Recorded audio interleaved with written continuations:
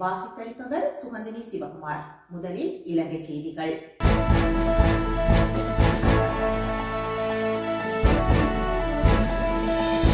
பேரணியில் கலந்து கொண்ட கூட்டமைப்பினர் மீது பருத்தித்துறையில் வழக்கு தாக்கல். பொத்துவில் தொடக்கம் பொலிகண்டி பேரணியில் கலந்து கொண்ட தமிழ் தேசிய கூட்டமைப்பின் நாடாளுமன்ற உறுப்பினர்கள் மீது வழக்கு தொடரப்பட்டுள்ளது.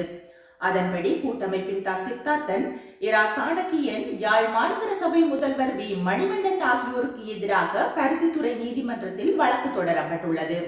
நீதிமன்ற உத்தரவை மீறி பேரணியாக பருத்தித்துறை நீதிமன்ற நியாயாதிக்க எல்லைக்குள் நுழைந்தமைக்காக அவர்கள் மீது வழக்கு தொடரப்பட்டுள்ளது.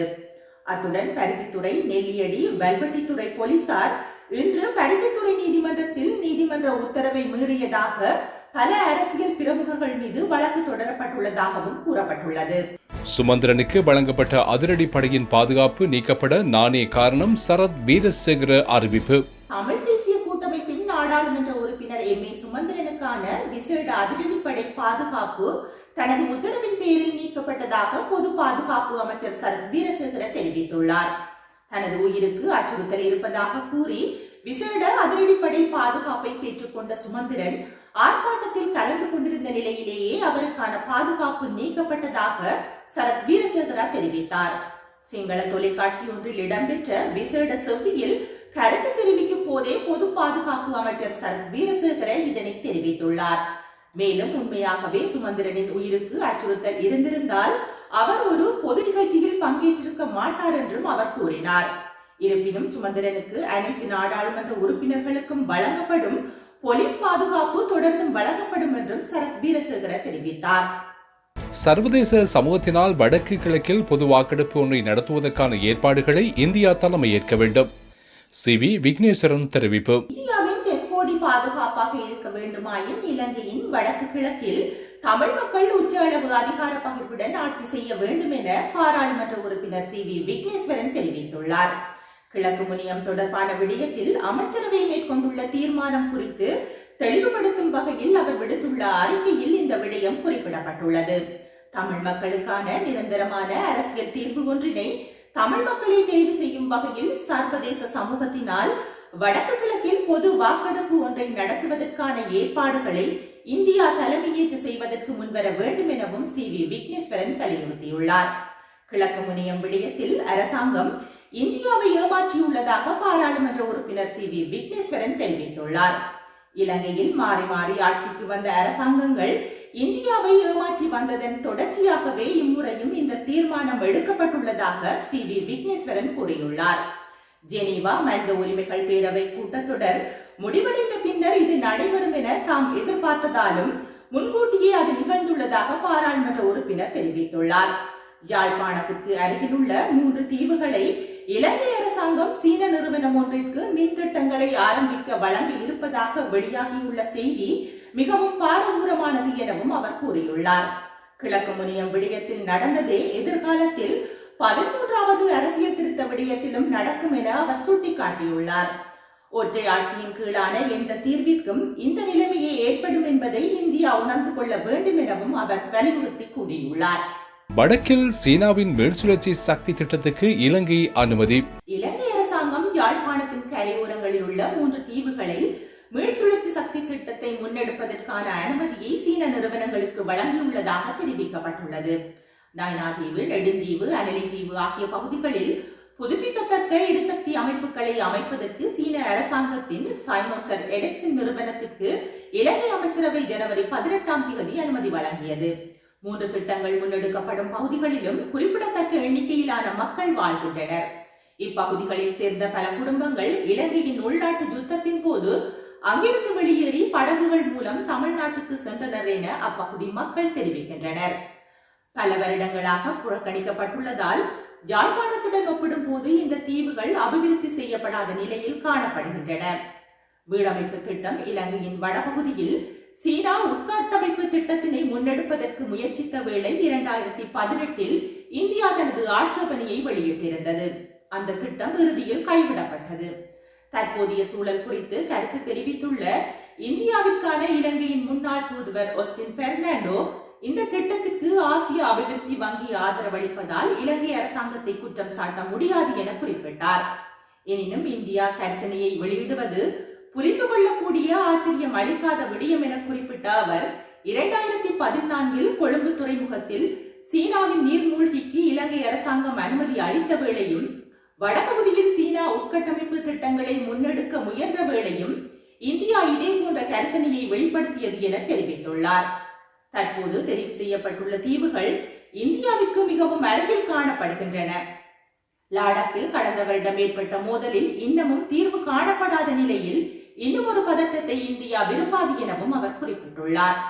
பாகிஸ்தான் பிரதமர் இம்ரான் கான் இலங்கை நாடாளுமன்றத்தில் விசேட உரை நிகழ்த்தவுள்ளார். இலங்கைக்கு உத்தியோகபூர்வ பயணம் மேற்கொள்ள உள்ள பாகிஸ்தான் பிரதமர் இம்ரான் கான் இலங்கை நாடாளுமன்றத்தில் விசேட உரை நிகழ்த்தவுள்ளார். நேற்று நடைபெற்ற கட்சி தலைவர்கள் கூட்டத்தில் சபாநாயகர் மஹிந்த ஜாபா அபேவர்த்தனா இந்த விடயத்தை உறுதிப்படுத்தி கூறினார் என்று தமிழ் முற்போக்கு கூட்டணியின் தலைவரும் கொழும்பு நாடாளுமன்ற உறுப்பினருமான மனோ கணேசன் தெரிவித்துள்ளார். பாகிஸ்தான் பிரதமர் இம்ரான் கான் எதிர்வரும் 22ஆம் திகதி 2 நாட்கள் உத்தியோகபூர்வ பயணம் மேற்கொண்டு இலங்கைக்கு வருகை தரவுள்ளார். இந்த பயணத்தின் போது ஜனாதிபதி கோட்டபாய ராஜபக்ச, பிரதமர் மஹிந்த ராஜபக்ச, வெளிவிவகார அமைச்சர் தினேஷ் குணவர்த்தன ஆகியோரை சந்தித்து இருதரப்பு பேச்சுக்களை நடத்தவுள்ளார். இலங்கையில் கொரோனா வைரஸ் தொற்று பரவ ஆரம்பித்த கடந்த ஓராண்டு கால பகுதிக்குள் நாட்டுக்குள் வருகை தரும் முதலாவது வெளிநாட்டு அரசு தலைவராக இம்ரான்கான் வரலாற்றில் இடம் பிடிக்கின்றார். இலங்கை பாகிஸ்தானுடன் நெருங்கிய தொடர்புகளை பேணி வரும் அதேவேளை இந்திய பாகிஸ்தான் அமைதியின்மை குறித்து கருத்துக்களை வெளியிடுவதில் இருந்து இலங்கை விலகி உள்ளது என தெரிவிக்கப்படுகின்றது. புலம்பெயர் தமிழர்களின் காசில் நடத்தப்பட்ட பொத்துவில் தொடக்கம் பொலிகண்டி வரையான பேரணி சவேந்திர சில்வா குற்றச்சாட்டு. புலம்பெயர் தமிழர்களிடமிருந்து பணத்தை பெற்றுக்கொண்டே வடக்கு கிழக்கு பகுதிகளில் போராட்டங்கள் நடைபெற்றன என ராணுவ தளபதி சவேந்திர சில்வா தெரிவித்துள்ளார். வடக்கு மற்றும் கிழக்கு பகுதிகளில் நடைபெற்ற போராட்டங்கள் குறித்து எழுப்பப்பட்ட கேள்விகளுக்கு பதிலளிக்கும் போதே அவர் இதனை கூறினார். மேலும் கடந்த சில நாட்களாக நடைபெற்ற இவ்வாறான போராட்டங்கள் ஒரு சில தரப்பினரின் குறுகிய நோக்கத்திற்காக ஏற்பாடு செய்யப்பட்டது என்றும் சவேந்திர சில்வா குறிப்பிட்டார். ஐநா மனித உரிமைகள் பேரவையில் கூட்டத்தொடர் இடம்பெற உள்ள நிலையில் எரியும் தீயில் எண்ணெயை வார்ப்பது போல இந்த போராட்டம் ஏற்பாடு செய்யப்பட்டது என்றும் ராணுவ தளபதி தெரிவித்துள்ளார். இதே நேரம் இலங்கை ஒரு ஜனநாயக நாடு என்பதால் இதுபோன்ற ஆர்ப்பாட்டங்கள் ஏற்கத்தக்கவை என்றும் ராணுவ தளபதி சவேந்திர சில்வா மேலும் குறிப்பிட்டார். இருப்பினும் கொரோனா தொற்றின் தற்போதைய நிலையை கருத்தில் கொண்டு சுகாதார நடைமுறைகளை மீறியவர்கள் தொடர்பாக நடவடிக்கை எடுக்கப்படும் என்றும் அவர் மேலும் தெரிவித்துள்ளார். செய்திகளில் தொடர்பென இந்திய செய்திகள்.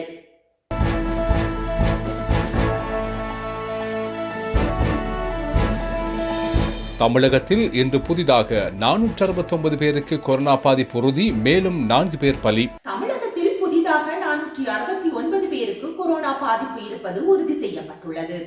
தமிழக சுகாதாரத்துறை இன்று வெளியிட்டுள்ள செய்திக்குறிப்பில் தமிழகத்தில் இன்று புதிதாக 469 பேருக்கு கொரோனா பாதிப்பு இருப்பது உறுதி செய்யப்பட்டுள்ளது. இதனால் மொத்த பாதிப்புகளின் எண்ணிக்கை 8,42,730 உயர்வடைந்துள்ளது.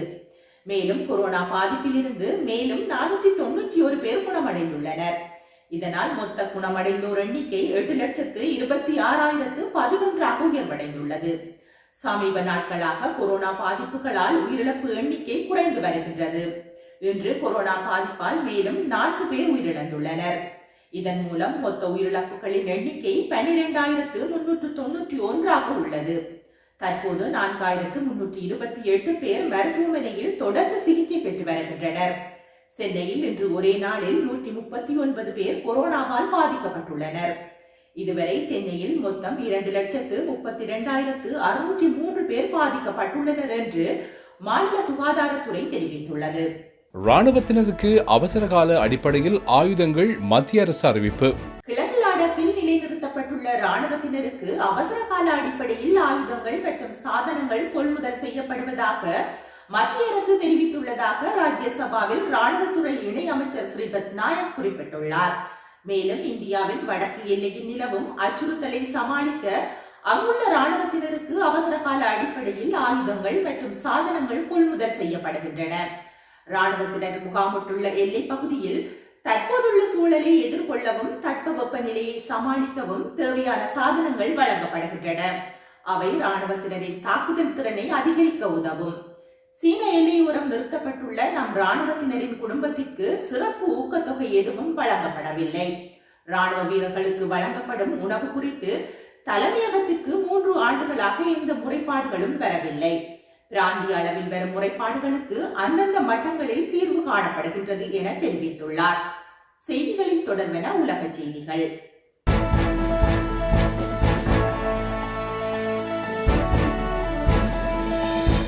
நாட்டுக்குள் நுழையும் அனைத்து பயணிகளுக்கும் 2 கொரோனா வைரஸ் சோதனை அவசியம். பிரித்தானியாவுக்குள் நுழையும் அனைத்து பயணிகளுக்கும் உருமாறிய கொரோனா வைரஸ் தொற்றை தடுக்கும் முயற்சியில் தனிமைப்படுத்தப்படும் போது 2 கொரோனா வைரஸ் பரிசோதனைகள் எடுக்க வேண்டும் என அறிவுறுத்தப்பட்டுள்ளது. அனைத்து வருகையாளர்களும் தங்களது 10 நாட்கள் தனிமைப்படுத்தப்பட்ட காலத்தின் 2 மற்றும் 8வது நாட்களில் ஒரு சோதனை பெற வேண்டும் என்று எதிர்பார்க்கப்படுகின்றது.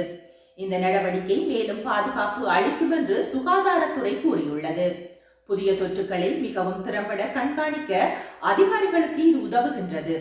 தற்போதைய விதிகளுக்கு மேலதிகமாக பிரித்தானியாவிற்கு வரும் பயணிகள் படகு, ரயில் அல்லது விமானம் மூலம் இருந்தாலும் எதிர்மறை COVID-19 சோதனைக்கான ஆதாரத்தை காட்ட வேண்டும். இந்த சோதனை பயணத்திற்கு 72 மணி நேரத்திற்குள் எடுக்கப்பட்டதாக இருக்க வேண்டும் என அறிவுறுத்தப்பட்டுள்ளது. மியான்மர் நாட்டில் ராணுவத்தின் மூலம் ஆட்சி கவிழ்ப்பு, அரசியல் மற்றும் ராணுவ உறவுகளை நிறுத்திக் கொண்டது நியூசிலாந்து. மியான்மர் நாட்டில் ராணுவத்தின் மூலம் ஆட்சி கவிழ்ப்பு நடைபெற்றுள்ள நிலையில் அந்நாட்டுடனான அரசியல் மற்றும் ராணுவ உறவுகளை நிறுத்திக் கொள்வதாக நியூசிலாந்து அறிவித்துள்ளது. மியான்மர் நாட்டில் கடந்த சில நாட்களுக்கு முன் ராணுவ புரட்சி நடைபெற்றது. மக்களால் தேர்ந்தெடுக்கப்பட்ட ஆட்சி கவிழ்க்கப்பட்டது. ஆங் சான் சூகி உள்ளிட்ட அந்நாட்டின் முக்கிய அரசியல் தலைவர்கள் அனைவரும் கைது செய்யப்பட்டனர். மேலும் அந்நாட்டில் தற்போது இணைய சேவை முழுவதுமாக முடக்கப்பட்டுள்ளது. இதனால் அங்கு என்ன நடக்கின்றது என்பதே வெளியுலகிற்கு தெரியாத சூழ்நிலை ஏற்பட்டுள்ளது. Facebook, Twitter போன்ற சமூக வலைதளங்களை செயல்பட அனுமதிக்க வேண்டும் என்று அந்நிறுவனங்கள் மியான்மர் ராணுவத்திடம் வலியுறுத்தியுள்ளனர். மியான்மர் நாட்டில் நடைபெறவுள்ள இந்த ஆட்சி கவிழ்ப்பிற்கு பல்வேறு நாடுகளும் கண்டனம் தெரிவித்து வருகின்றன.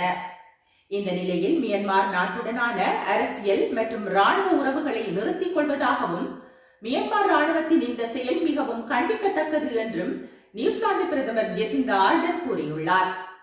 மேலும் மியான்மரில் ஒரு ஜனநாயகத்தை கட்டியெழுப்ப பல ஆண்டுகளாக கடுமையாக உழைத்த பின் சமீப நாட்களாக அங்கு ராணுவத்தால் நடத்தப்படும் செயல்களை பார்க்கும்போது வேதனையாக உள்ளது என தெரிவித்துள்ளார்.